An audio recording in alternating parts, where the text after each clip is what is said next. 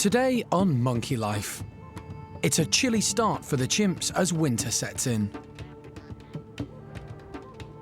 And an anxious morning at the woolly monkey house. They discovered little Raúl on his back in one of the tunnels. Results in a desperate fight for life for baby Raúl. The prognosis is reserved at the minute. I'm not sure.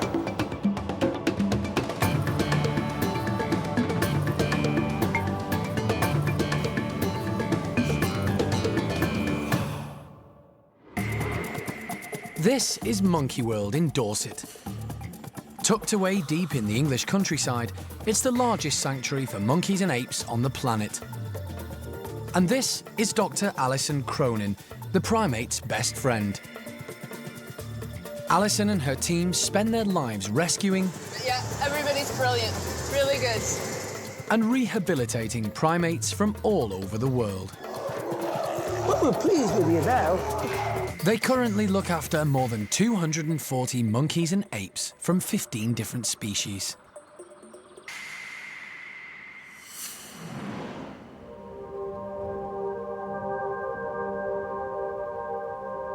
It's been snowing at the park for hours.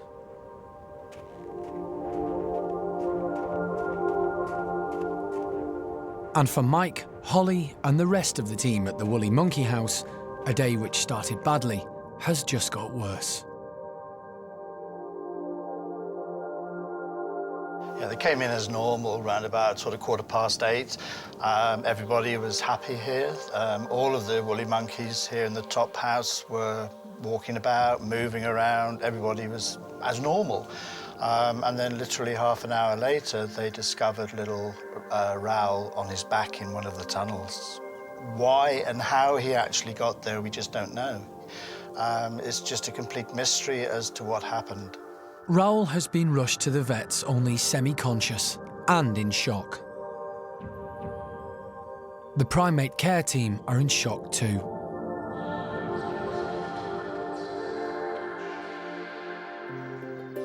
Raúl had such a good start in life. He was born 4 months ago, the second baby for woolly monkey mum, Paquita. It's hard to test woolies for pregnancy. Pee. And keeper Holly spent hours trying to train her to give a urine sample. Paquita. Pee. Come on. No one was quite sure when she was due to give birth.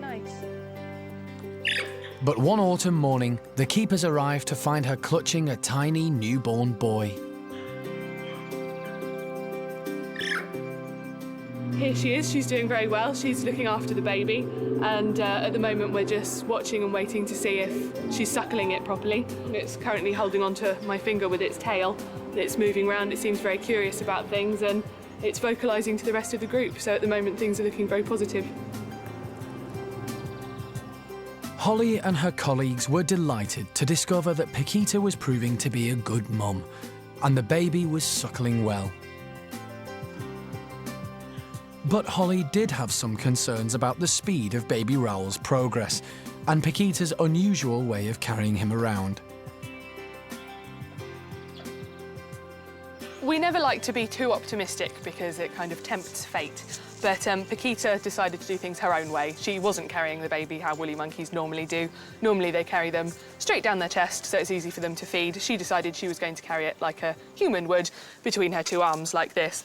And Raúl has decided he's much happier on her back or hanging horizontally on her side, which is kind of out of the ordinary, but it works for these guys. And he's feeding very well. He's very, very strong. And everything, even though it's not quite normal, seems to be going very, very well indeed.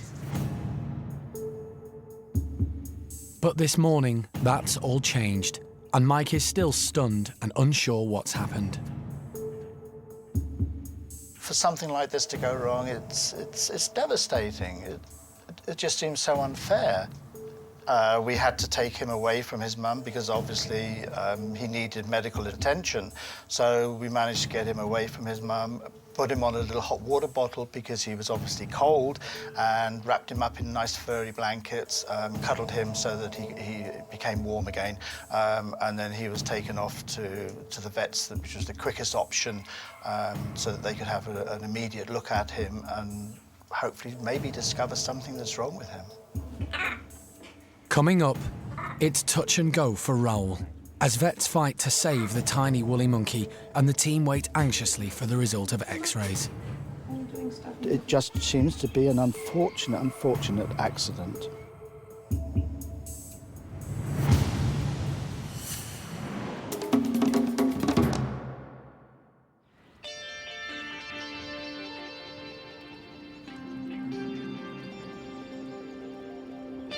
It's stopped snowing, but it's still very cold. And most of the primates are keeping warm indoors.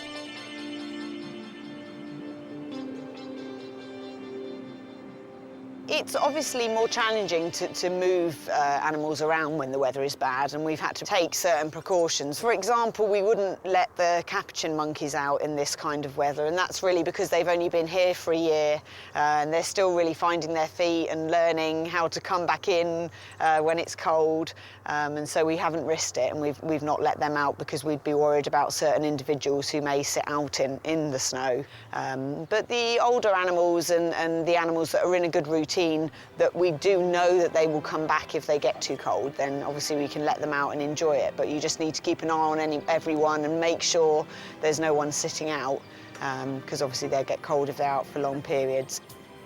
The chimps are a hardy bunch, and some of Hananya's group brave the weather, fascinated by the white stuff decorating their enclosure.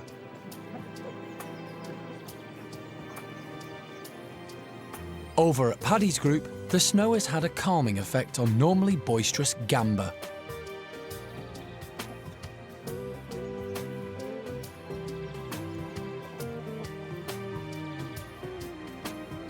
Kathy prefers cracking the ice in the pond for a chilly snack.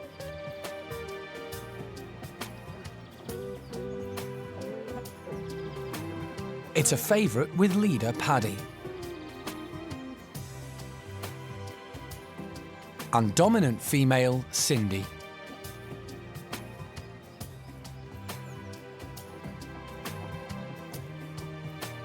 I think the chimps do suffer from the cold just like we do. So they tend to go out and have a run around and brave the cold weather, but then they like to come back in to warm up. So they've not been out for long, but they've certainly been out enjoying it.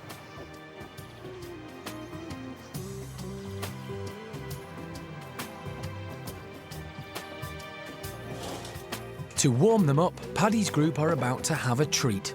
Hot jacket potatoes. It's something that we do right the way through the winter. We like to hand feed them just to make sure that everybody gets one, because it is a firm favourite with them. So I'm just chopping them into halves, and then Maria and I will go up into the tunnel area and give them out to the chimps.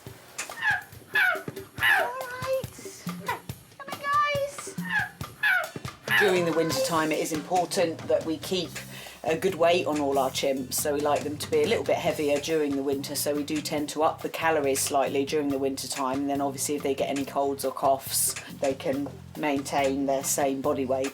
So any of the ones that are slightly skinnier can have a couple, and then there's a couple that just get one or two.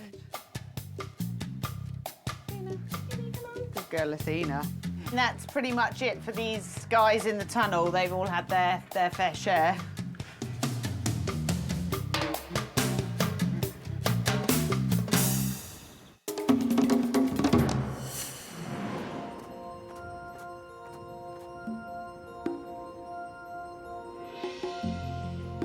It's snowing again, and despite the anxiety over woolly monkey Raúl's fall, the team need to keep the park running. Jeremy is definitely not a fan of today's weather. There's nothing positive about snow. Why anybody thinks there is totally and utterly beyond me. It's bad. In weather like this, the guys just stay indoors. One or two people will go outside and have a look and think, God, that's cold, and then go back in again. And that, I'm with them. Obviously the biggest problem is keeping the chaps warm, and you cross your fingers and hope not too much breaks down. But it gives George something to do with his chaps, doesn't it? Keeps them off the street. George is head of maintenance, and in this weather it's important he keeps the heating going so the animals stay warm. Amy's Capuchin group are really appreciative. It's too cold for them to even venture outside, but with the heating turned up and the keepers providing a challenging supply of extra vitamins, they've plenty to keep them entertained. Clever Elvira is first to show her balancing skills, while Fiona finds it a bit trickier to break open a melon. The Capuchins were all rescued from a lab. Their balance and coordination has hugely improved since their old life in solitary confinement, as Marcy demonstrates, managing to pierce the melon skin with her sharp teeth and reach inside for the fruit and seeds. The girls are definitely getting their 5 a day with the fruit, but the veg is less popular. Dominant female Amy shows a preference for melon and doesn't give up even when it hits the deck. Capuchins are from tropical Central and South America, so they're happy to just watch the snow from their window and enjoy the feast. But whatever the conditions, work doesn't stop for the keepers at the 65-acre site. They've more than 240 apes and monkeys spread across 20 different enclosures to feed and look after.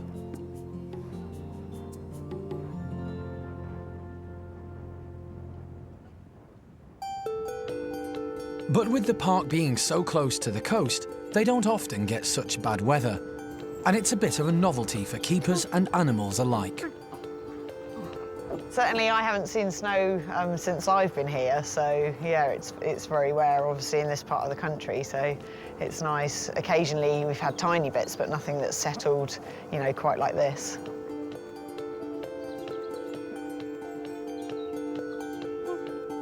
They're funny, the chimps, because they'll always look first, and they have, of course, seen frosty mornings, and so that can look quite white, but they all came into the bedrooms this morning and were staring out the windows and weren't quite sure what to make of it, but once they braved the outside, they enjoyed it.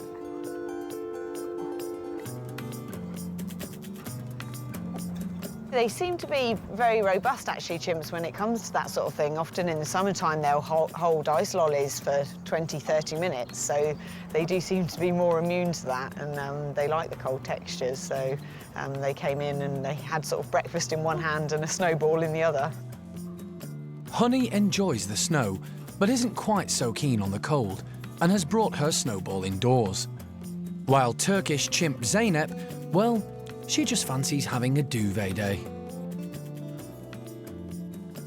In their native Africa, chimps wouldn't experience temperatures this cold, so the park takes every precaution to keep them healthy over the winter. Yes, of course, chimps can get the things that we can get, and so staff have to be very careful around this time of year. Obviously, if we're harbouring a cold or a cough, we need to be very careful around the chimps, take precautionary measures, for example, wearing face masks and that kind of thing. And they go one step further. Every chimp that lives at Monkey World gets a flu jab. Some years ago, we started actually the injection training with the chimps with a view to be able to do this kind of thing. If you can do it in this way, where it's, you know, they know exactly what's happening and they get a reward for doing it, it's a much nicer way of doing it.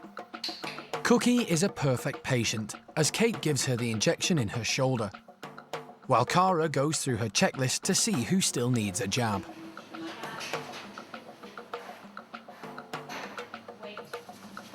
Zeynep isn't happy, but presents her arm for a second time.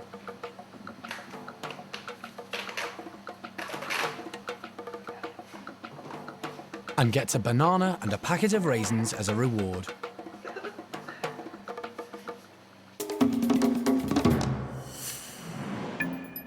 While the chimps line up for their flu inoculations, Holly has arrived at the vet's with baby woolly Raúl.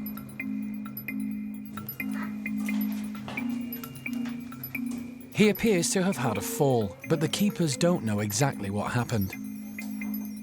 At the surgery, they're more used to dealing with domestic pets, but Vet Thezar takes blood tests and x-rays straight away. That's a good sample. That's good, good. Baby Raúl is in great distress, but the vet must give him a thorough check to discover what's wrong. He was collapsed, he was dying, no doubt. He was very, very poorly, just with a really heart, was beating really fast and was white, the color of the membranes was completely white, was shocked. So we put shock fluids, which is, you know, very fast fluids in terms to perk up that circulation. And then it's when we took some x-rays and we found out that the bone's density is not that good in the x-rays. And now what he's having is lack of calcium in the bloodstream and is making to be very, very sick. So yes, I think perhaps has had some head trauma. I have to admit there's a big uncertainty if this is going to be, you know, life-threatening or not. Certainly with head trauma, you know, you cannot be certain. So the prognosis is reserved at the minute. I'm not sure. The next few hours will be critical for little Raúl. Still in shock, and with a head injury which could be more severe because of a weakness in his bones, he's only just clinging to life. In fact, the eyes, they are still moving a little bit. Woolly monkeys are endangered and are bred at the park as part of the European Endangered Species breeding programme. Highly strung and hard to keep in captivity, every baby counts, and losing Raúl would be a terrible blow for the team. The decision is made to keep Raúl in overnight.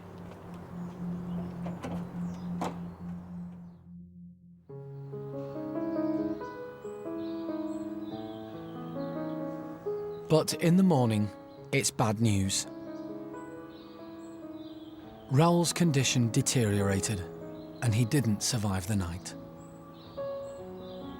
It's just so unfortunate. I mean, you can't really put it into words. I mean, Mother Paquita was doing so beautifully with that baby.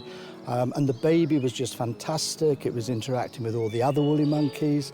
And they are so rare, these animals, and it is very, very important that we do breed from these guys. And this is just devastating. The only thing that seems to have happened is that he had a really massive bang to the head, had internal bleeding, which caused hemorrhaging, and unfortunately that's what he died of. So it was just literally probably a freaky accident. We don't even know how that occurred. He was a very adventurous little boy. He was always climbing and jumping about all over the place. Whether he missed up in the rafters of the front bedroom and fell to the floor, we don't know, but certainly Mum did try to pick him up, and of course he wasn't able to hold on to her. We just haven't got a clue. It just seems to be an unfortunate accident.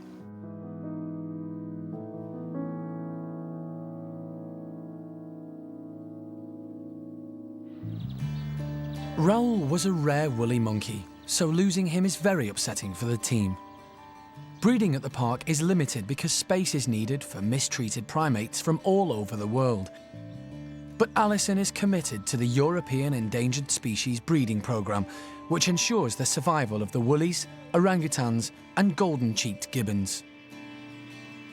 You know, we do everything we can to assist those three species at the park by setting up different family groups and encouraging them to reproduce and to have babies and to look after them themselves, because that's what's most important to us, is that if we breed these animals, we want them to have natural lives and for their mothers to care for them. So wherever possible, we encourage the mothers of those three species to care for their own infants and to get on with their own lives. And with the golden-cheeked gibbons, they seem to do pretty well at mothering. So far we've been going great guns with our golden cheek breeding program. Which is why, after the sad loss of Raúl, Alison is delighted later in the week to meet up with keeper Colin and hear some good news. So you think we've got second one in the pipeline? Yeah, she looks like she's pregnant. Go in now. Okay, and how's Tien coping with that? Okay, he's being pushed away by her. A little bit. Yeah. But he's spending more time playing with his dad now.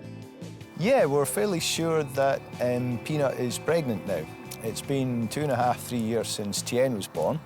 She's certainly a lot bigger in the belly. She's got quite a little round belly now, and she's always been pretty keen on her food, but she's fiercely keen on her food now. She's eating a lot more. The swelling started off quite high up. It's now dropping a little bit, so we're hoping that she'll give birth possibly within the next few months.